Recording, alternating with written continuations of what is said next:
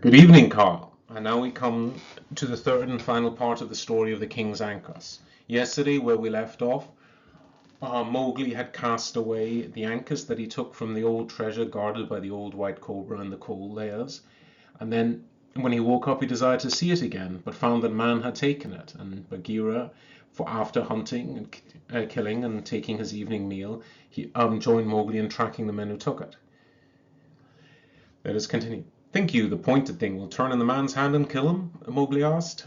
And the Thu said it was death. We shall see when we find, said Bagheera, trotting with his head low.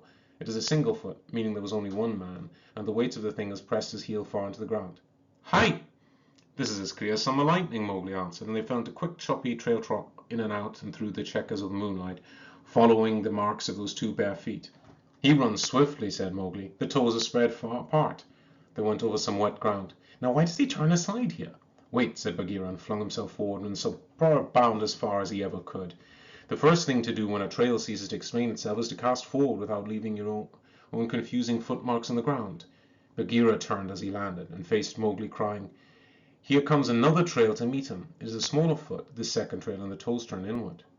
Then Mowgli ran up and looked. It's the foot of a gond hunter, he said. Look, here he dragged his bow in the grass. That is why the first trail turned out so quickly. Bigfoot hid from Littlefoot. That is true, said Bagheera. Now, lest by crossing each other's tracks we foul the signs, let us take one trail. I am Bigfoot, little brother, and thou art Littlefoot, the Gond.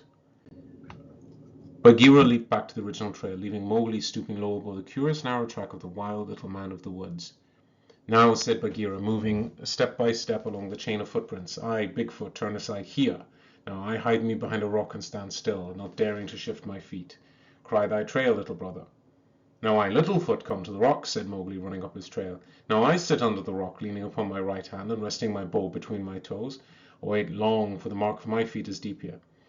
I also, said Bagheera, hidden behind the rock. I wait, resting the end of my thorn-pointed thing upon the stone. It slips, for he has a big scratch and stone. Cry thy trail, little brother. 1, 2 twigs and the big branch are broken here, said Mowgli in an undertone. Now how shall I cry that? Ah, it is plain now. I, Littlefoot, go away making noises and trampling so the Bigfoot may hear me. He moved away from the rock, pace by pace among the trees, his voice rising in the distance as he approached a little cascade. I go far away to where the noise of falling water covers my noise, and here I wait. Cry thy trail, Bagheera, Bigfoot. The panther had been casting in every direction to see how Bigfoot's trail had led away from behind the rock. Then he gave tongue. I come behind the rock upon my knees, dragging the thorn-pointed thing. Seeing no one, I run. I, Bigfoot, run swiftly. The trail is clear. Let us each follow his own. I run. Bagheera slept on swiftly along the clear-marked trail. Mowgli followed the steps of Gond. For some time there was silence in the jungle. Where art thou, Littlefoot? Cried Bagheera. Mowgli's answer was him not 50 yards to the right. Said the panther, with a deep cough. The two must run side by side, drawing nearer. They raced for another half-mile, always keeping the same distance, till Mowgli, whose head was not so close to the ground as Bagheera's, cried, They have met! Good hunting! Look! Here stood Littlefoot with his knee on the rock, and yonder's Bigfoot indeed. Not 10 yards in front of him, stretched across a pile of broken rocks, lay the body of the village of the district, a long, small-feathered Gond arrow through his back and breast. Was the Thu so old and mad, little brother? Said Bagheera gently. He has one death at least. Follow on. Well, where's the drink of elephant's blood, the red-eyed thorn? Littlefoot has it, perhaps. It is Singlefoot again now. The trail of a light man, who had been running quickly and bearing a burden on his left shoulder, held on around a long, low spur of dried grass, where each footfall seemed to the sharp eyes of the trackers marked in hot iron. Neither spoke till the trail ran up to the ashes of a campfire hit in the ravine. Again, said Bagheera, checking as though he had been turned into stone. The body of a little wizened Gond lay with his feet in the ashes, and Bagheera looked inquiringly at Mowgli. That was done with a bamboo, said the boy after one glance. I've used such a thing among the buffaloes when I served in the man pack. The father of cobras, I'm sorry I made a jest of him, and knew the breed well, as I might have known. Said I not that men kill for idleness? Indeed, they killed for the sake of the red and blue stones, Bagheera answered. Remember, I was in the king's cage as Ode Pore. 1, 2, 3, 4 tracks, said Mowgli, stooping the ashes. 4 tracks of men with shorn feet. They do not go so swiftly as Gonds. Now what evil had the little mud man done to them? See, they talk together, all 5, standing up before they killed him. Bagheera, let us go back. My stomach is heavy in me, and yet it heaves up and down like an oriole's nest at the end of a branch. It is not good hunting to leave game afoot. Follow, said the panther. Those 8 short feet had not gone far. No more was said for fully an hour as they worked the broad trail of 4 men with shod feet. It was clear as hot daylight now, and Bagheera said, I smell smoke. Men are always more ready to eat than run, Mowgli answered, and trotting in and out between the low scrub bushes of the new jungle they were exploring, Bagheera a little to his left made an indescribable noise in his throat. Here is one that is done with feeding, he said. A tumbled bundle of gay-coloured clothes lay on a bush, and round it was some spilt flour. That was done by the bamboo again, said Mowgli. See, that white dust is what men eat. They have taken the kill from this one. He carried the food, and given him for a kill to chill the kite. It is the third, said Bagheera. I'll now go with new big frogs to the father of cobras, and feed him fat, said Mowgli to himself. The drinker of elephant blood is death himself. But I still do not understand. Follow, said Bagheera. They had not gone half a mile farther when they heard Ko the crow singing the death song on top of a tamarisk under whose shade 3 men were lying. A half-dead fire smoked in the centre of the circle, and an iron plate which held a blackened and burned cake of unleavened bread. Close to the fire, blazing in the sunshine, lay the ruby and turquoise Ankus. That thing works quickly, all at once here, said Bagheera. How did these die, Mowgli? There's no mark on any. A jungle gets to learn by experience as much as many doctors know of poisonous plants and berries. Mowgli sniffed the smoke that came up from the fire, broke off a morsel of the blackened bread, tasted it, and spat it out again. Apple of death, he coughed. The first must have made ready the food for these who killed him, having first killed the Gond. Good hunting again. The kills followed close, said Bagheera. Apple of death is what the jungle called the thorn apple, or datura, the readiest poison in all of India. What now, said the panther. Must thou and I kill each other for yonder red-eyed slayer? Can it speak, said Mowgli in a whisper. Did I do it wrong when I threw it away?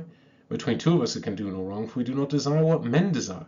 If it be left here, it will surely continue to kill men one after the other, as fast as nuts in a high wind. I have no love for men, but even I would not have them die 6 in a night. What matter? They are only men. They killed one another and were well pleased, said Bagheera. That first little woodman hunted well. They are cubs nonetheless, and a cub will drown himself to bite the moon's light and water. The fault was mine, said Mowgli, who spoke as though he knew all about everything. I will never again bring into the jungle strange things, not though they are as beautiful as flowers. This, he handled the Ankus gingerly, goes back to the father of cobras. But first we must sleep. We cannot sleep near these sleepers, and we must bury him lest he run away and kill another 6. Dig me a hole into that tree.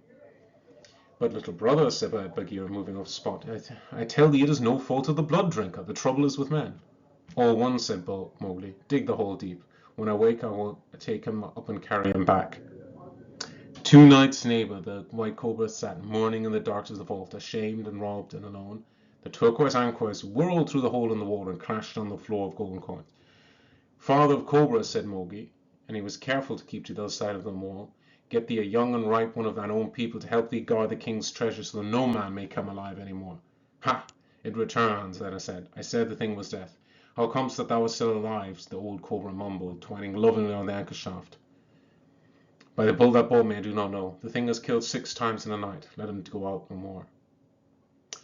Well, we see once again the horror that men's greed can wreak, and that is a very strong story, especially the third portion, the portion where men fight each other over the Ankus, is easily the darkest. Still, I've always loved that story about the old white cobra who lives alone in the lost ruins of the city and does not remember where he came from, or does not know that the city has long fallen into ruins. Well, tomorrow, Carl, we must leave the jungle behind a bit and go to the far, far frozen north, where lights dance in the sky in the deep winter, and men build houses of snow and drive sleds drawn by dogs.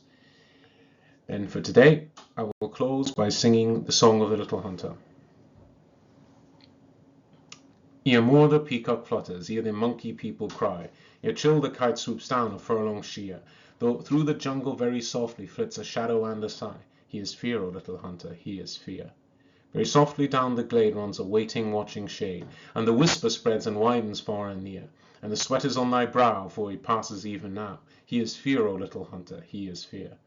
Ere the moon has climbed the mountains, ere the rocks are ribbed with light, when the downward dipping tails are dank and drear, comes a breathing hard behind thee, snuffle, snuffle through the night. It is fear, O little hunter, it is fear. On thy knees and draw the bow, bid the shilling arrow go, in the empty mocking thicket plumb the spear. But thy hands are loosed and weak, and the blood has left thy cheek. It is fear, O little hunter, it is fear. When the heat cloud sucks the tempest, when the silvered pine trees fall, when the blinding blaring rain squalls lash and veer, through the war gongs of the thunder rings a voice more loud than all. It is fear, O little hunter, it is fear. Now the spates are banked and deep, now the footless boulders leap, now the lightning shows his littlest leaf rib clear. But thy throat is shut and dried, and thy heart against thy side hammers. Fear, O little hunter, this is fear. Well, that is true. But fear can be your friend. It helps keeps you safe. And I hope you never need to feel it, Carl. And as long as I'm around, I do everything in my power to make sure you don't. Love you to pieces, Carl. Until tomorrow, when we visit the lands of ice and snow and the great lights in the sky.